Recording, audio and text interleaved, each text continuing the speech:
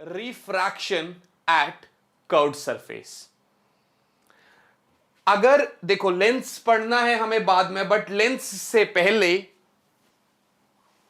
यह भी थोड़ा सा करना है। अगर मैं ये देख रहा हूं तो यहां पर ना कुछ अजम्पशंस लेता हूं मैं। क्या? सबसे पहली बात तो यह है कि आगे जाके ना, जैसे मैंने मिरर फॉर्मूला बताया आपको, वैसी लेंस फॉर्मूला भी होता है। और लेंस को पढ़ने की एक हिसाब से शुरुआत है ये। कर्व्ड सरफेसेस पे पहले रिफ्रैक्शन पढ़ते हैं, उसके बाद लेंस के कॉन्सेप्ट को पढ़ पाएंगे। Got it guys? So let's study. मेरे पास कोई भी कर्व्ड सरफेस है, अब वो चाहे कॉन्केव सरफेस ले लो चाहे कॉन्वेक्स ले लो, आपकी मर्जी। ये रहा पोल, और आपको पता है कि पोल और सेंटर से जो लाइन पास होती है उस लाइन को बोलते हैं principal axis. Principal axis. Sir object जो है ना मेरा, वो आपका प्रिंसिपल एक्सिस पर रखा होना चाहिए, ये अजम्पशन है। थोड़ा सा डेरिवेशन करते हैं ना हम लोग, अभी समझ में आएगी चीजें। पहले डेरिवेशन करोगे, कॉन्सेप्ट करोगे, फिर क्वेश्चन करोगे, तो फिर धीरे धीरे तुम्हारी चीजें क्लियर होगी। जैसे ये कॉन्सेप्ट पढ़ेंगे अगले लेक्चर में लेंस मेकर फॉर्मूला, वो और अच्छे से क्लियर होगा। उसके बाद फिर लेंस वाला पार्ट और अच्छे से क्लियर होगा। तो थोड़ा सा ना कॉन्सेप्ट के बीच में आता है, सिर्फ फॉर्मूला करके क्वेश्चंस, फिर वो मजे नहीं आएंगे। तो सबसे पहला assumption इज लाइक ऑब्जेक्ट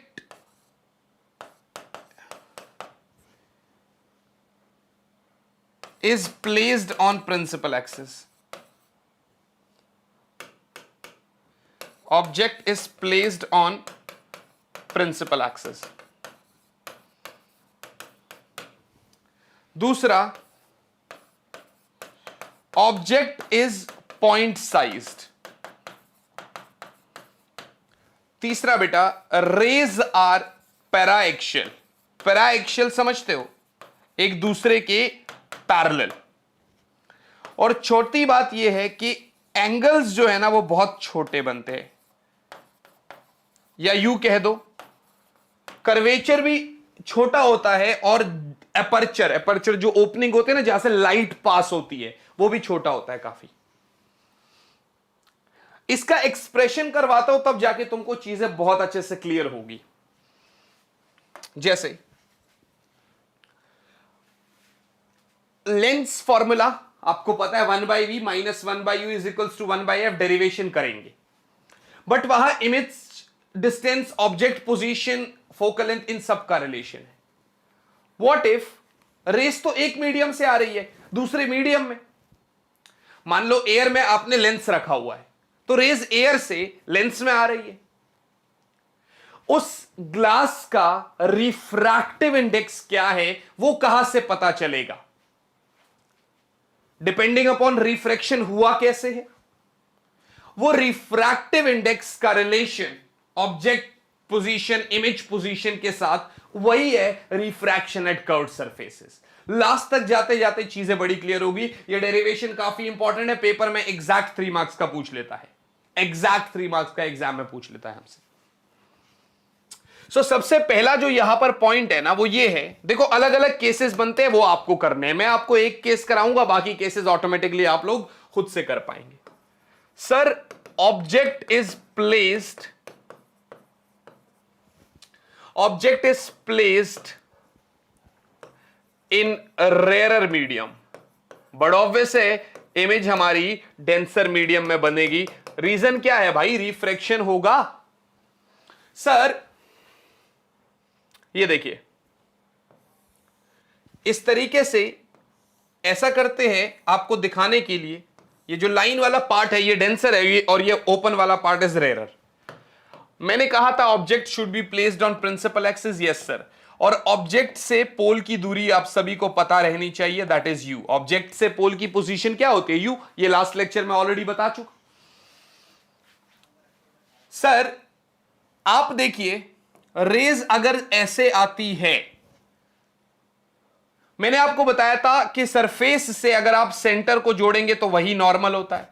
आप रेयर से डेंसर में जा रहे हैं तो भैया आपकी जो रे है वो टुवर्ड्स नॉर्मल जाएगी भैया, सीधा जाने के बजाय ऐसे बेंड हो जाएगी थोड़ी सी, हा या ना। रे डायग्राम में अगर रे नहीं बनाया, रे डायग्राम को अगर पेंसिल से नहीं बनाया भैया फुल मार्क्स कट जाएंगे।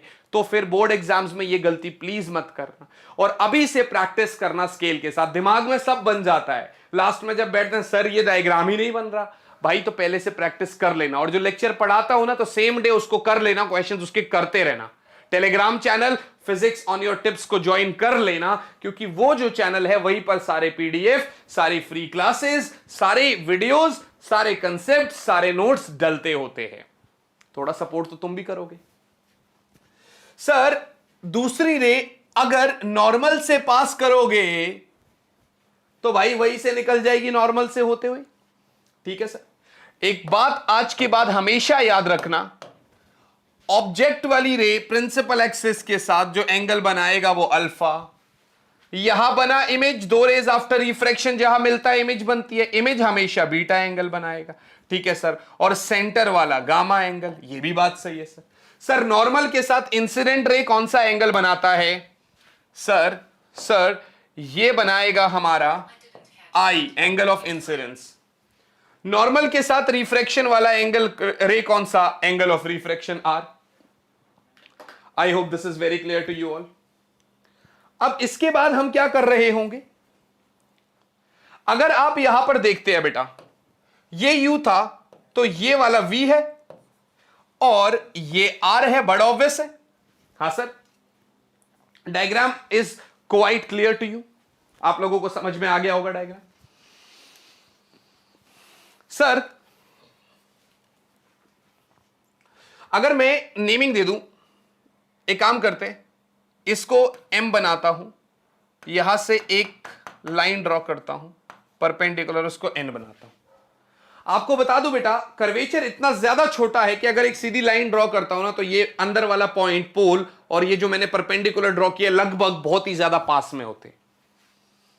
So first thing here that n is very close to p। n जो होता है वो p के काफी ज्यादा करीब होता है, n p के काफी करीब होता है। तो जो भी डिस्टेंसेस आप n से लोगे फ्यूचर में वो हम p से ले रहे हैं एक्चुअल में। सर ट्राइंगल OMC की बात करते हैं पहले। So in triangle OMC exterior angle है I बराबर सामने वाले दो एंगल्स के एक्सटीरियर एंगल प्रॉपर्टी, I बराबर अल्फा प्लस गामा। मेरा खेल I के साथ ही था, बट यहीं पर हमारी बात खत्म नहीं होती है, हम इसके आगे बढ़ते हैं। In triangle MIC, sir exterior angle gamma है, गामा के थोड़े सिंग बनाए हैं मैंने, आर नॉर्मल बनाया है, बराबर आर प्लस बीटा। बट मुझे गामा से लेना देना नहीं है, मुझे आर चाहिए। क्या चाहिए? आर चाहिए। So R is gamma minus beta, R is gamma minus beta. Got it sir? बिल्कुल ठीक। आर हो गया भैया गामा माइनस बीटा, ये भी ठीक है, ये भी ठीक है। मैंने आपको पहले ही बताया था कि एंगल्स बड़े छोटे हैं, यहां पे मैंने आपको पहले ही बता रखा है कि एंगल्स बड़े छोटे हैं। तो एक बार अल्फा बीटा गामा चाहिए मुझे, और छोटे एंगल के लिए theta is approximately equal to tan theta या sin थीटा। तो मैं एक काम करता हूं, अल्फा बोले चाहे tan अल्फा बोले, किसके बराबर होगा? mn बाय on, भाई परपेंडिकुलर बाय बेस। अच्छा, बट आपने तो कहा था कि n p के बहुत पास है, तो क्या मैं on को op नहीं लिख सकता? mn by op, because on is approximately equal to op। Done है जी। सर अगर बीटा की बात कर रहा हूं तो beta is approximately equal to tan beta which is equals to perpendicular mn by base NI या कहो भैया MN by PI because NI is approximately equal to PI. I hope this is also clear. Sir gamma की बात कर लेते. Gamma is approximately equal to tan gamma. Sir, tan gamma MN by NC. MN by NC या फिर MN by PC because NC is approximately equal to PC. Got it guys? Sir हो गया. बिल्कुल ठीक है यार, बिल्कुल ठीक है सर, ये ठीक है. But according to Snell's law, sine I by sine R is equals to μ2 by μ1. इस वाले का मीडियम μ2 है और मैं डेंसर मान रहा हूं. ये वाला μ1 है और मैं इसको रेयरर मान रहा हूं.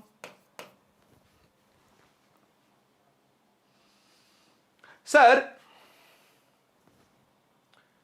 Sign I is approximately equal to I, sine R is approximately equal to R. छोटे एंगल्स है because angles are very small. Angles are small. Therefore,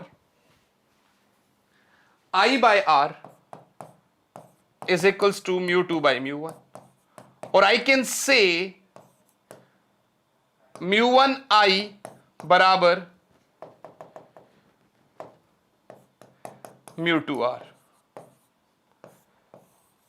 अगले पेज पे कैरी फॉरवर्ड करूंगा. Please take a screenshot.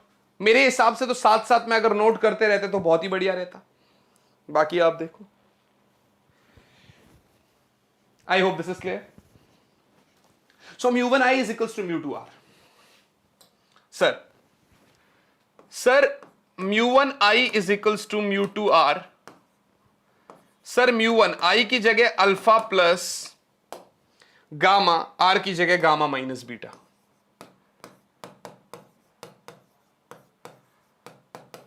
ठीक है sir.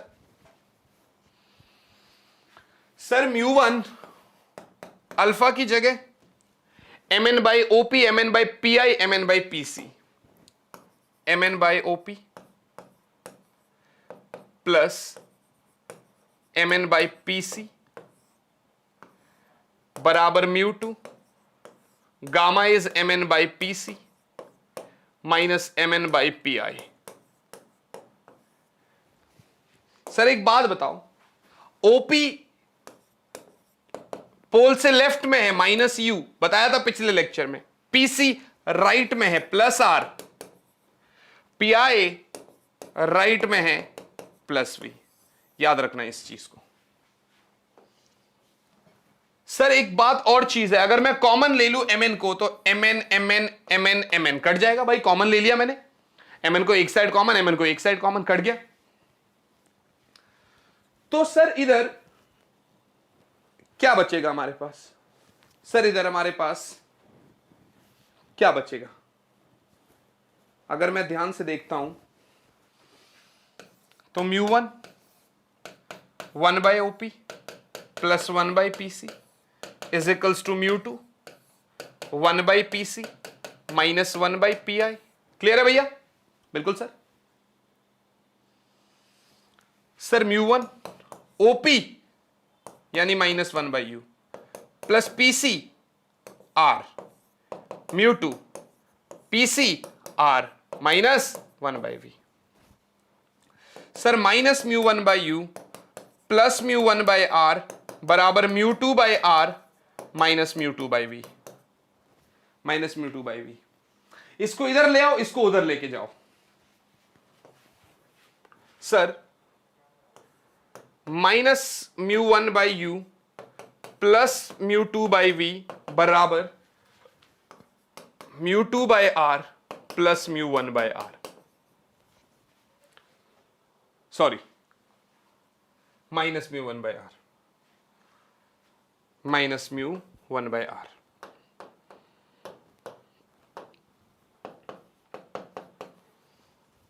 Sir ये plus ये minus, तो mu two by we minus mu one by u बराबर mu two minus mu one by R. I hope this is clear to you. मतलब एक expression मिल गया मुझे कि किस तरीके से मेरा यू वी आर और रिफ्रैक्टिव इंडेक्स का रिलेशन हो। क्वेश्चंस करेंगे सर, बहुत क्लियर हो जाएगा। आज का लेक्चर बड़ा छोटा होने वाला है, कोई बात, कॉन्सेप्ट वाइज करेंगे। अगले लेक्चर में लेंस मेकर्स फॉर्मूला पढ़ रहे होंगे हम लोग। So mu two by we minus mu one by you is equals to mu two minus mu one by R. I hope this is clear. Now what will I से?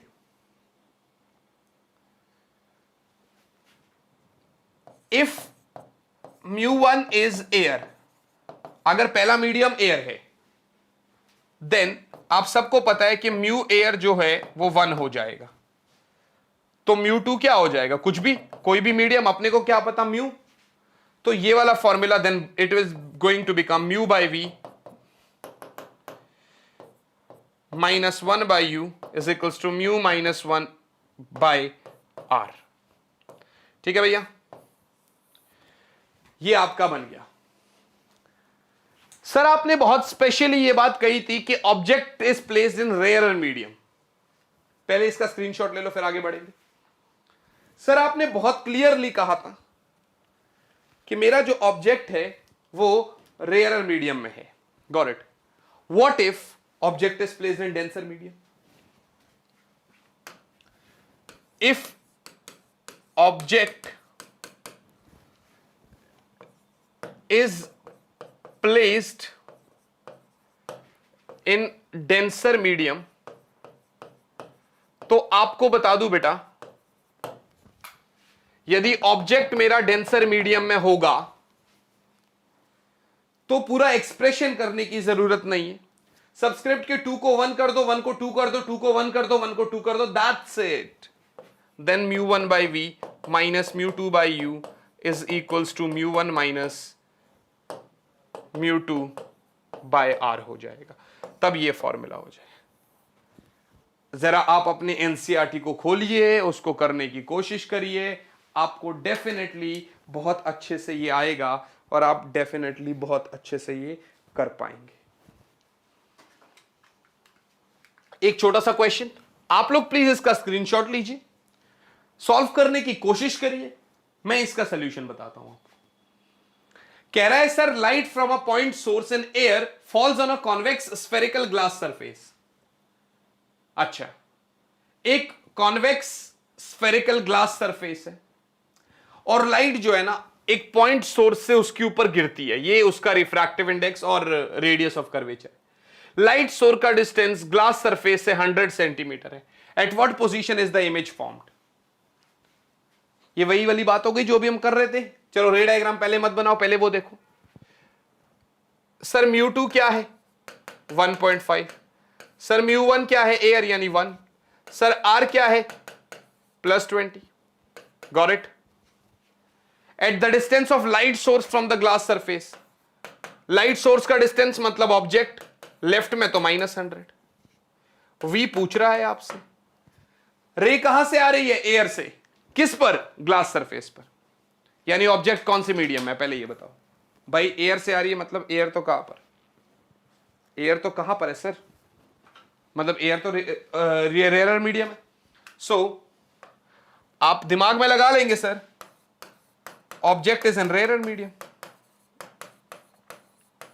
आप दिमाग में लगा लेंगे sir, object is in rare medium. बिल्कुल ठीक है sir, कोई दिक्कत वाली बात ही नहीं।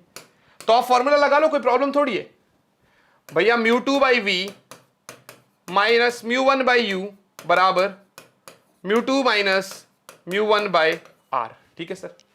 म्यू 2 कितना? 1.5। वी पता नहीं, -1 अपॉन यू इज -100 बराबर 1.5 माइनस 1 बाई आर कितना है? 20। Sir 1.5 by V plus 1 by 100 बराबर 0.5 by 20, 1 by 40।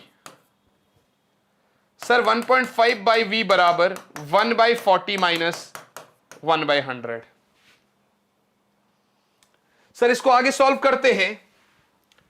1.5 by V is equals to, LCM ले लो 200, ऊपर में आएगा 5 - 2, 1.5 बाई वी बराबर 3/200, क्रॉस मल्टीप्लाई मारो 3v बराबर 200 into 1.5,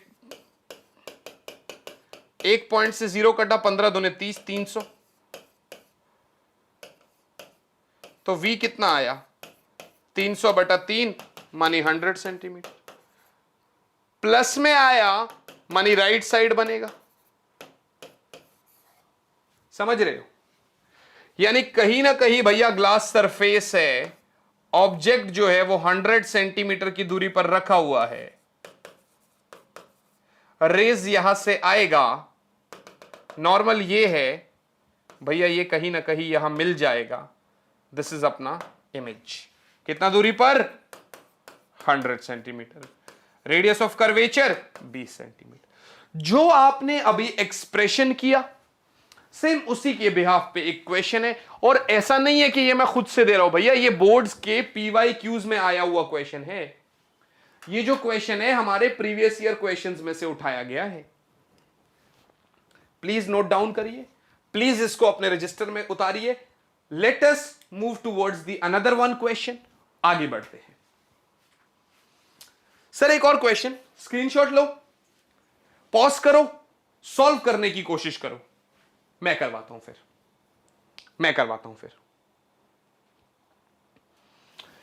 the diameter of a glass sphere is 10 centimetre. अच्छा, एक ग्लास स्फेयर है भैया, बना लो अपने दिमाग में, कोई दिक्कत थोड़ी है। ये लो बना लिया मैंने, ग्लास स्फेयर है, एक शेप से बनाऊंगा तो और मजे आएंगे। क्या बोलते हो? ओह ओके, अच्छा भैया ठीक है यार, हम समझ गए। इतना पतला ना, एक ग्लास स्फेयर है भैया, सही है सर? इसको भी लाइन से ही बना ले, ज्यादा अच्छा लगेगा यार।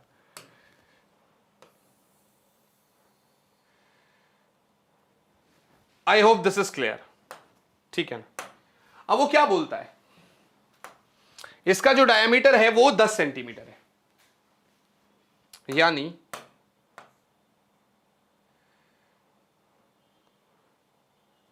ठीक है, सेंटर में डाल दिए,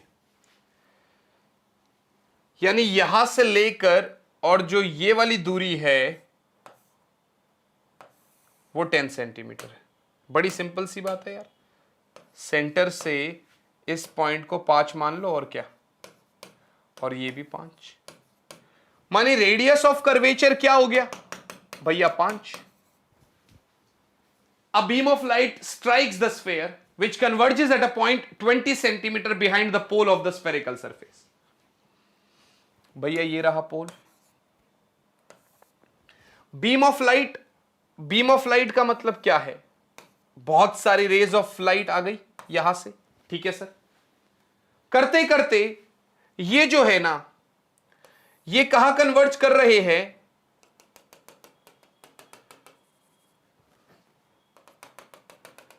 करीब करीब 20 सेंटीमीटर बिहाइंड द पोल, यानी यहां से 20 सेंटीमीटर की दूरी पर। सर ये भी सिंपल क्वेश्चन नहीं है भैया, ये भी आपका PYQ है, प्रीवियस ईयर क्वेश्चन, ये भी आपका PYQ है। सर करते करते 20 सेंटीमीटर की दूरी पर कन्वर्ज कर रही है behind the pole of the spherical surface, find the position of the image. इसकी कहने का मतलब पता है क्या है, वो ये कहने की कोशिश कर रहा है सर,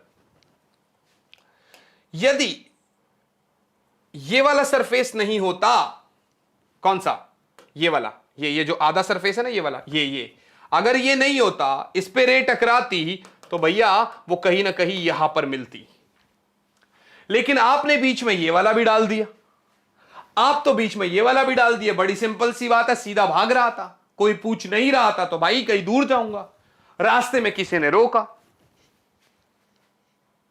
सपोज करो 10 मिनट बाद एक दूरी पर पहुंचना है, कोई बीच में नहीं आया तो भाई वहां पहुंच जाएंगे, लेकिन अगर कोई आ गया तो 10 मिनट में पूरा दूरी तो नहीं कवर कर पाएंगे ना, थोड़ी सी दूरी कवर कर पाएंगे। तो इसने रेस को भैया पास मिलाएगा कहीं ना कहीं, कहां मिलाएगा वो अपने को पता नहीं है। पहले ये देखो ऑब्जेक्ट कहां पर है, रेयर मीडियम में, और इस वाले का तो हमको डेंसिटी पता ही है, ये भैया एयर है, ये कितना है 1.5। तो सर पहले ये देखो को object is in rare medium, object is in rare medium, ये भी ठीक है, ऑब्जेक्ट रेयर मीडियम। इसका मतलब फॉर्मूला कौन सा लगेगा, μ2 by we minus μ1 by u बराबर μ2 माइनस μ1 बाई आर। सर सबसे बड़ा खेल है u का, कितना है भाई, ये पोल है, और मैंने आपको बोला अगर ये सरफेस नहीं होता तो ये यहां पर बनती, पर ये सरफेस आया तो रेस कहीं पास बनेगी। इसका मतलब ये जो रेज आई ऐसा लग रहा है जैसे कहीं ना कहीं यहां से निकल के आ रही है, ऐसा लग रहा है जैसे कहीं ना कहीं यहां से निकल के आ रही है, और अपीयर के फॉर्म में ऑब्जेक्ट जो होता है वो रियल नहीं होता है, वर्चुअल होता है। तो सर इसका मतलब तो एक ही है कि हमारा जो ऑब्जेक्ट है वो पोल से 20 सेंटीमीटर की दूरी पर राइट में है, तो +20 सेंटीमीटर, +20 सेंटीमीटर।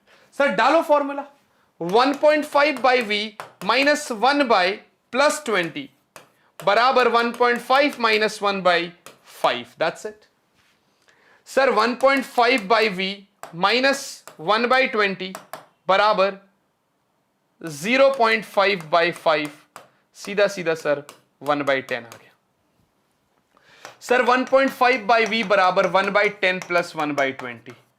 एक काम करेंगे, थोड़ा सा इसको छोटा कर देंगे,